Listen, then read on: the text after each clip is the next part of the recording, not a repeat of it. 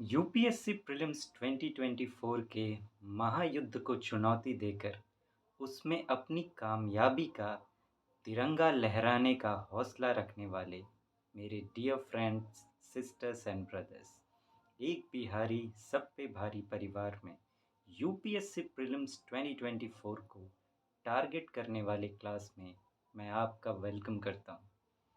Friends, बहुत time पहले मैंने एक कोट पढ़ा था that hold fast to dreams, for if dreams die, life is a broken winged bird that cannot fly।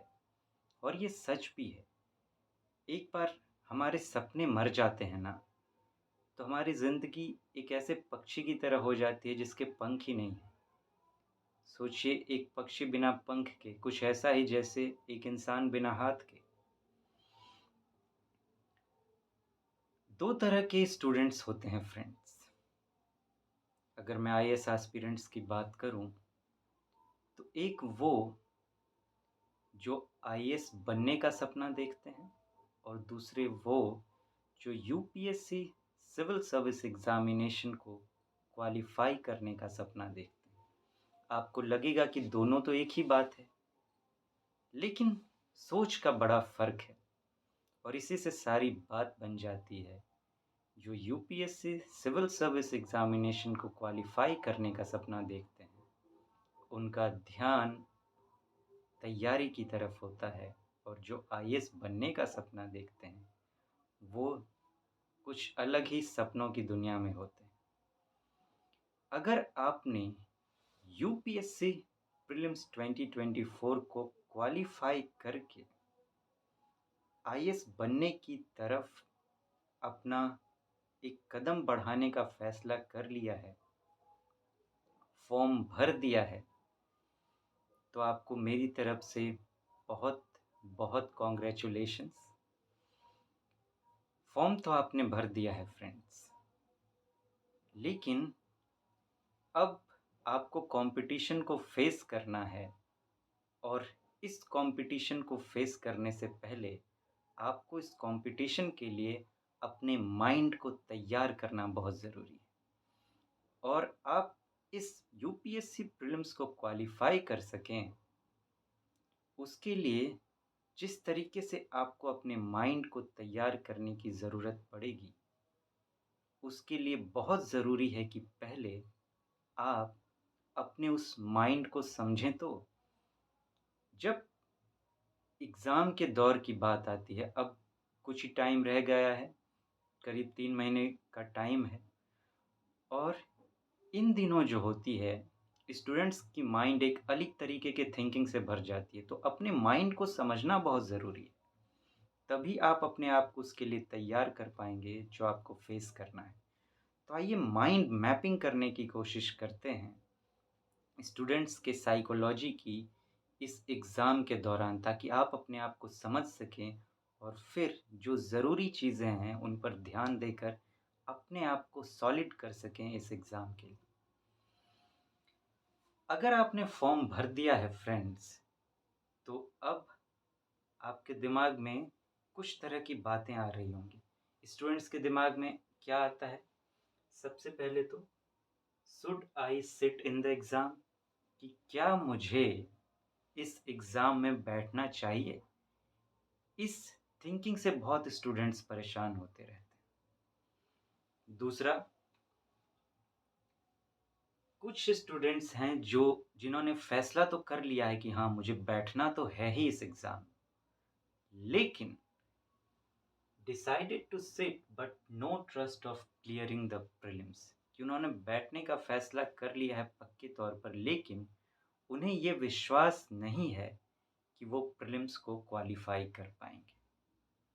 99.99% students इस दौर में, अभी की जो फेज़ है, वो इस दो थॉट से गुजर रहे होंगे। अब इसके कारण क्या है? ये थॉट्स क्यों? सबसे पहला, हो सकता है कि आपका सिलेबस जो है वो प्रिपेयर ना हुआ, सिलेबस प्रिपेयर ना हुआ। अगर आपका सिलेबस प्रिपेयर नहीं हुआ है फ्रेंड्स, फिर तो ये सोचना ही एक तरीके से अपने आप में बहुत बड़ी गलती होगी कि मुझे इस एग्ज़ाम में बैठना चाहिए।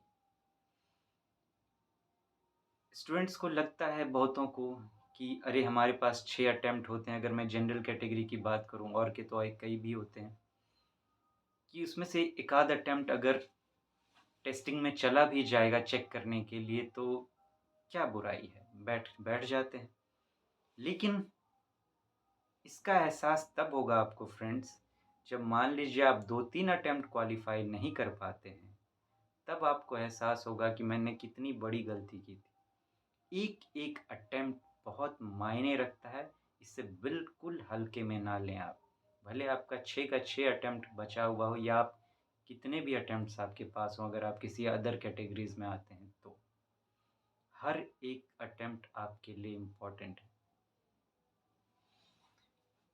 अब दूसरी बात करते हैं। कुछ स्टूडेंट्स होंगे जिनका सिलेबस प्रिपेयर हो चुका है। सिलेबस तो उनका प्रिपेयर्ड है। लेकिन अब दिक्कत ये आ रही है कि not able to solve questions, कि जब वो क्वेश्चंस देख रहे हैं यूपीएससी प्रीलिम्स के प्रीवियस ईयर्स के, तो वो उनसे नहीं बन पा रहे। या फिर अगर टेस्ट सीरीज ले रहे हैं तो वहाँ प्रॉब्लम हो रही है, क्वेश्चंस नहीं बन पा रहे हैं। एक तो होगी कि क्वेश्चन ही नहीं बन पा रहे हैं, और दूसरी प्रॉब्लम ये हो सकती है कि जितने क्वेश्चन उनको बनाने हैं एग्ज़ाम में, जितनी ज़रूरत है क्वालिफ़ाई करने के लिए, उतने नहीं बन पा रहे हैं। ये दूसरी प्रॉब्लम हो सकती है। अब और मान लीजिए ये भी हो रहा है, तो और दूसरा कारण क्या हो सकता है?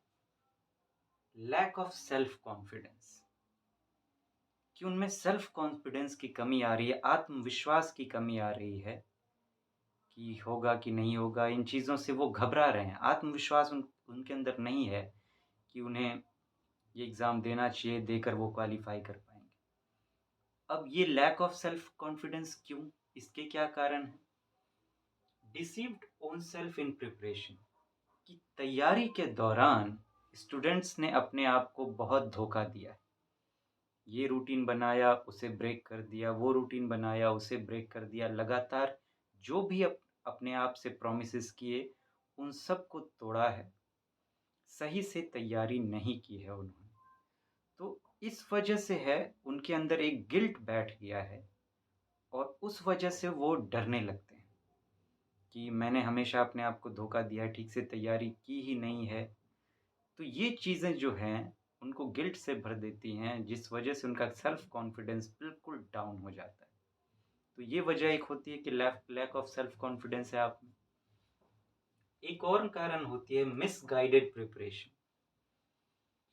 कि होता है, अब मान लीजिए किसी स्टूडेंट ने रूटीन तैयार किया, अब ऐसा रूटीन तैयार कर लिया जिसे निभाना पॉसिबल ही नहीं है। कुछ दिन तक निभा पाए, फिर नहीं निभा पाए, कुछ दिन तक तैयारी की, फिर नहीं कर पा रहे हैं। तो इन सब चीज़ों से क्या होती है, ये हमें एक अलग तरीके से झटका देते हैं कि अरे! मैंने बार-बार इतना रूटीन बनाया और तैयार नहीं कर पा रहा हूँ। तो सबसे पहले तो क्वेश्चन खुद से ये पूछनी चाहिए कि जो रूटीन आपने तैयार किया था, जिस तरीके से आपने प्लानिंग की थी, वो किस बेस पर की थी? क्या आपका बेस लॉजिकल था? क्या आपने अच्छे से चीज़ों की एनालिसिस की थी कि हाँ, ये इस एग्ज़ाम की ज़रूरत है, ये सिस्टम है, ये प्रोसेस है, और उसके अनुसार तब जाकर आपने उस रूटीन को तैयार किया था, उस प्लानिंग को तैयार किया था। स्टूडेंट्स ऐसा नहीं करते। वो अपनी मर्ज़ी से, कि अपने तरीके से, एक तरीके से मैं कहूँ कि आईएएस एग्ज़ामिनेशन इतना बड़ा एग्ज़ाम है, इसके लिए 15 घंटे, 20 घंटे पढ़ने की ज़रूरत है, तो वो उस हिसाब से रूटीन बना लेते हैं। तो एक मिसगाइडेड प्रिपरेशन के चक्रव्यूह में वो फँस जाते हैं, और ये चीज़ आगे जाके उनको तकलीफ़ देती है। अब उन्होंने बना लिया, नहीं निभा पा रहे हैं, आगे जाके उनको फिर नहीं निभा पा रहे हैं, उनको बदलना पड़ेगा, और जब वो बदलते हैं तो फिर उनको अपने पुराने दिन याद आते हैं, थोड़े दिन पहले की। अरे! मैंने 15-20 घंटे की रूटीन बनाई थी, मैंने 1-2 दिन पढ़ा भी था, अब तो मैं कम पढ़ पा रहा हूँ, नहीं पढ़ पा रहा हूँ, और आईएएस एक बनने के लिए तो 15-20 घंटे पढ़ने की ज़रूरत है। ये बातें आई कहाँ से दिमाग में? तो एक क्रिटिकल थिंकिंग, एक लॉजिकल थिंकिंग के आधार पर वो ना तो अपनी प्लान बना पाते हैं, ना रूटीन बनाते हैं, और जिस वजह से उनकी प्रिपरेशन जो है मिसगाइडेड हो जाती है, और धीरे-धीरे उनका जो है कॉन्फिडेंस गिरने लगता है। तो ये वजहें होती हैं कि आपका सिलेबस प्रिपेयर हो भी चुका है, लेकिन इन प्रॉब्लम्स की वजह से आप में कॉन्फिडेंस नहीं आ पाया। तो इस वजह से फिर ये क्वेश्चंस आपके दिमाग में जो है क्रिएट हो रहे हैं कि मुझे बैठना चाहिए, और अगर बैठना है भी तो विश्वास नहीं हो पाता कि हम ये प्रीलिम्स जो है वो क्वालिफाई कर पाएंगे। इन सब से जो आगे निकल गए, उन्हें एक और प्रॉब्लम्स का सामना करना, कुछ और प्रॉब्लम्स का सामना करना पड़ता है जहाँ पर वो ध्यान नहीं दे पाते, और ना ये बातें कहीं पे उस तरीके से की जाती हैं। फ्रैंकनेस है ही नहीं, फ्रैंकनेस खुल के सब जगह बात नहीं हो पाती है। वो क्या है? वो चूक हो जाती है बहुत सी, जो कि यूपीएससी प्रीलिम्स को क्वालिफाई करने के रास्ते में उनका रोड़ा बनता है। वो क्या है? एग्ज़ाम का डे, जिस दिन आपको एग्ज़ाम देना है।